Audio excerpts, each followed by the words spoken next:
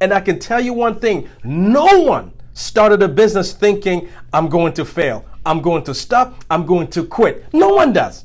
100% of the people that start a business know they're going to be successful. They know they're going to work it out, and it's going to be great. Now, some of the reasons why businesses open and fail, literally within the first year or two, it's because they don't map things out, right? I call it a map simply because I'm thinking of it like a GPS. If I pull out my GPS, right, my map, it infers that I'm about to go somewhere. I'm about to start off.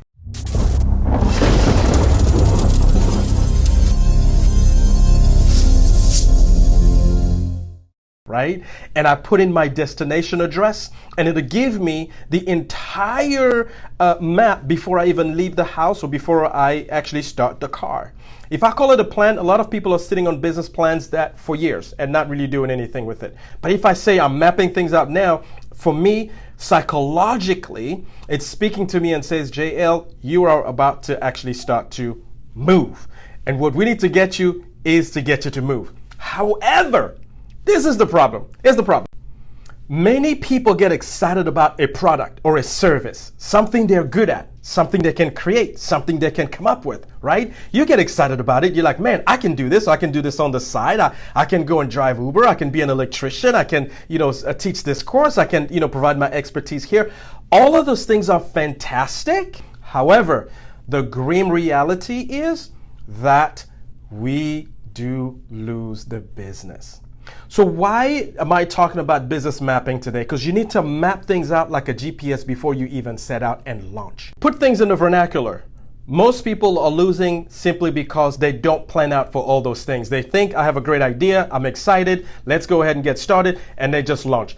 I am one of those who says it doesn't need to be perfect in order for you to launch it. You don't need to have everything in order to launch, but you need to at least map it out. So you know at what point I need to have this versus that versus X versus Y and Z. You may not have all of the funding today, but at some point you will. Well, you need to know before you launch, at what point will you need this? How long can you actually run your business, okay, with the finances you have today, whether it's $100 or $500 or $10,000, before you run out of money and run out of road, right? Your money will not always take you all the way to your dream. So you need to know, how much do I need at what point? Business mapping does that. This is a guess. I think we can actually be a lot higher. And with your help, we can be. I got to tell you, Kim, for a couple of Harvard grads, I'm a little surprised you don't have your model nailed down even more. They do. Well, wait, Kim, no, they don't. let me ask no, you they this. don't. I don't understand. Okay, so I will take that back. You know where you lost me, if I want to be honest? I loved your story, but when you told me you thought you were going to make 5%, I knew you knew nothing about your numbers. They focus on gross margin and they focus on top line.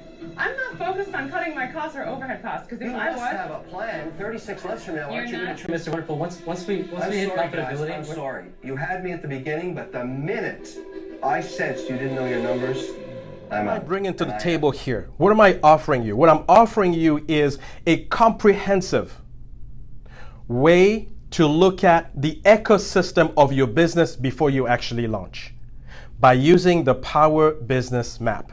Map things out. Let's lay out the wireframe for this. Let's look at the opportunity. Let's look at the target market, the deployment timeline. Let's look at marketing. Let's go ahead and think about financing that you're going to need, investor-wise or not. Let's talk about your projections, your team. Who do you need? What roles? Let's talk about the different processes that you're going to put in place. All of those things are things that you need. And even if you think of yourself as a small business, think of yourself as a big business hiring at that level, starting at that level, and with growth and scale potential.